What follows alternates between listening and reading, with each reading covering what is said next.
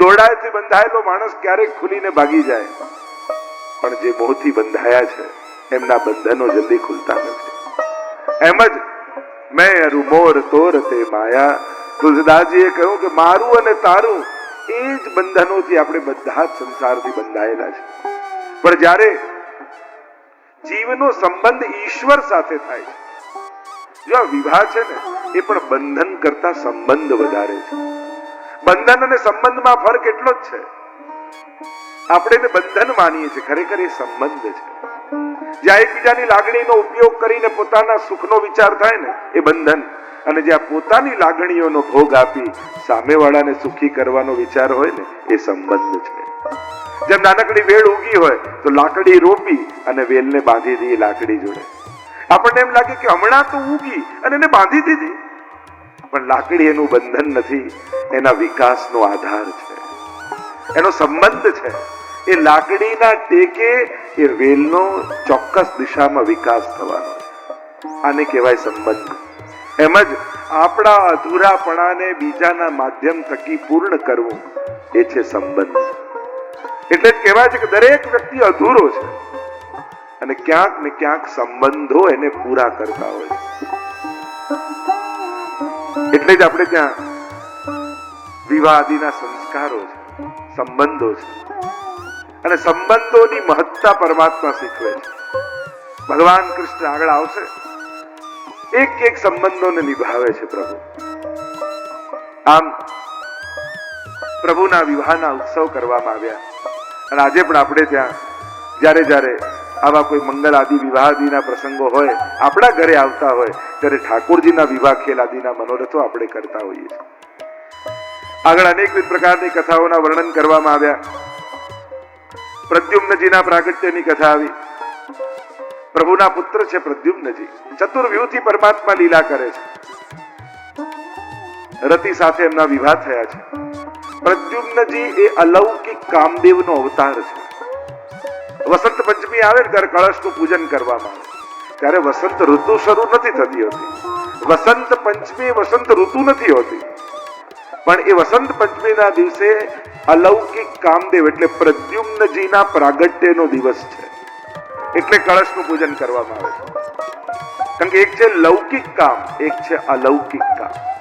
વૃત્રાસુર ચતુશ્લોકીમાં વૈષ્ણવના ધર્મ, અર્થ, કામ અને મોક્ષ આ ચારે વૃત્રાસુર ગણાવે છે, ત્યારે કામ પુરુષાર્થને ગણાવતા વૃત્રાસુર બહુ સુંદર વાત કરે છે. ભક્તનો કામ કેવો હોય? ભક્તની અંદર કામના નહીં પણ ભાવનાઓ હોય. સંયમ યથાવત્સ તરાક્ષુધાર્થા, જેમ વાછરડા હોય, વાછરડાને બાંધી રાખ્યું હોય, માને ગાયને ચરવા માટે ખેડૂત જંગલમાં લઈ ગયો હોય અને પાછી માને આવતી જુએ અને વાછરડાને ખેડૂત છોડે, અને છોડે તો જોજો સીધું થનમાં મોઢું નહીં મારે, આજુબાજુ કૂદકાઓ મારશે વાછરડું. માને મળવાનો ઉત્સવ મનાવે છે. પ્રભુ આપને મળવાની આવી લાલસા મારા મનમાં જાય. પણ થયું કે જ્યારે દૂધ પીવાનું બંધ કરે પછી માની ક્યાં રાહ જુએ છે. એટલે કહ્યું પ્રિયમ પ્રિયેવ વિષિતમ વિષન્ના, એક પ્રિયા જેમ પ્રિયતમની પ્રતીક્ષા કરતી રહે એ પ્રભુ સદાય હું આપની પ્રતીક્ષા કરતો રહું. તો કહેતા એક સ્ત્રી, એક કન્યા પોતાના પ્રિયતમને સામે જોયો અને મળવા માટે દોડી, અને નીચે એક વ્યક્તિ નમાજ પડતો હતો અને વળેલો હતો, એના પીઠ ઉપર પગ દઈને દોડી ગઈ. પાછી વળીને આવી ત્યારે પેલા એ કહ્યું કે તને આટલું ભાન નથી? હું નીચે નમાજ પડતો હતો, મારી પીઠ ઉપર પગ મૂકીને તું દોડી ગઈ, આટલું તને ભાન નથી? ત્યારે પેલી કન્યાએ કહ્યું ક્ષમા કરજો, પણ હું મારા લૌકિક પ્રિયતમને મળવા દોડી તોય મને ભાન ન રહ્યું કે નીચે કોણ છે, તો તમે તો તમારા અલૌકિક પ્રિયતમને મળી રહ્યા હતા, તમને કેમ ભાન રહ્યું કે ઉપરથી કોઈ ગયું છે? જાકો મન લાગ્યો ગોપાલ સો, ताही और कैसे भावेरी, लेकर मीन दूध में राखो जलविन सचु नहीं पावेरी, जो सुरारन भूमि चलत है पीर न काहू जनावेरी. જેનું મન ઠાકોરજીમાં લાગી ગયું હોય, પેંડો ખાઓ ને પછી દૂધ નાખેલું, ખાંડ નાખેલું દૂધ પીઓ ને તો ફીકું લાગે. એમ જેને પ્રભુના નામનો પેંડો ચાખી લીધો ને એને સંસારના ગમે તેવા સુખો આપો એ બધા ફીકા જ લાગે છે, કારણ કે એનાથી ગળું ચાખી લીધું. સંસારની અનુકૂળતાઓ સંસારીને સુરક્ષા આપે. જ્યારે સંસારમાં બધું ગોઠવાઈ જાય ને, બધું આર્થિક રીતે, સામાજિક રૂપે, બધું ગોઠવાઈ જાય અને બધું અનુકૂળ હોય ત્યારે સંસારીને સુરક્ષા લાગે. ભક્તને ભય લાગે. ભક્તને એમ લાગે કે આટલું બધું અનુકૂળ, ક્યાંક મારું મન સંસારમાં ન લાગી જાય. એને તો એની ચિંતા થઈ જાય. પ્રભુ સુખ આપવા લાગે ને તો એને ચિંતા થઈ જાય કે પ્રભુ પરીક્ષા ન કરતા ક્યાંક મારું મન લૌકિક સુખમાં ન જતું. કુમનદાસ આદિની વાર્તામાં આવે છે ને, રાજા માનસિંહ આવ્યા અને સોનાની આરસી આપવા લાગ્યા અને કુમનદાસ કહે, અરે આ મારે કોઈ એવી વસ્તુ ન જોઈએ કે જેનાથી મારું મન ભગવાનને છોડીને વસ્તુમાં જાય. ભગવતીઓ માટે એ જ ભય છે. જેમ કોઈ કન્યા 12માંથી પાસ થઈને કોલેજમાં આવી અને કોલેજનો પહેલો દિવસ છે એટલે એને થાય કે પહેલો દિવસ કોલેજનો, અને થોડો બીક લાગે એટલે એમ થાય પપ્પા તમે મૂકવા આવજો ને. બેનપણીઓને ભેગી કરે કે ચાલો ને તમે લોકો મારી જોડે આવજો ને, અને બધાને લઈને જાય. પણ 1 વર્ષ થયું કોલેજમાં અને એને કોઈની જોડે પ્રેમ થઈ જાય તો એને એમ થાય આજે પપ્પા ભેગા ના આવે તો સારું, આજે બેનપણીઓ ભેગી ના આવે તો સારું. જે સુરક્ષા લાગતા હતા પ્રેમ થયા પછી એ જ બંધન લાગવા માંડે. એમ જ સંસાર જે સુરક્ષા આપતું હતું પ્રભુમાં પ્રેમ પ્રગટ્યા પછી એ જ બંધન લાગવા માંડે. એટલે જ ભક્તોની નિષ્કંચનતા એ એના ભાગ્યનું ફળ નથી હોતું, એની પસંદગી હોય છે. એમની નિર્ધનતા એમણે પસંદ કરેલી હોય છે. પ્રભુ માટેની જાગેલી આ કામના, આ પ્રદ્યુમ્નજી અલૌકિક કામદેવનો, એમ રામાયણમાં એવી કથા આવે છે કે જ્યારે મહાદેવજીને મોહિત કરવા માટે કામદેવ ગયો અને મહાદેવજીએ ત્રીજું લોચન ખોલ્યું અને બળીને ભસ્મ થઈ ગયો. એટલે જ કામદેવનું એક નામ છે અનંગ, જેને અંગ નથી, શરીર નથી. અનંત કોટી લાજે એમ કહીએ ને કે કરોડો કામદેવ જેવા. અને મહાદેવજીએ ભસ્મ કરી દીધો એટલે એની પત્ની રતી રડતી રડતી આવીને કહેવા લાગી કે મહારાજ મારા પતિ મને ક્યારે મળે? કહ્યું જબ જદુ બંસ કૃષ્ણ અવતારા કૃષ્ણ તને હોય પતિ તોરા.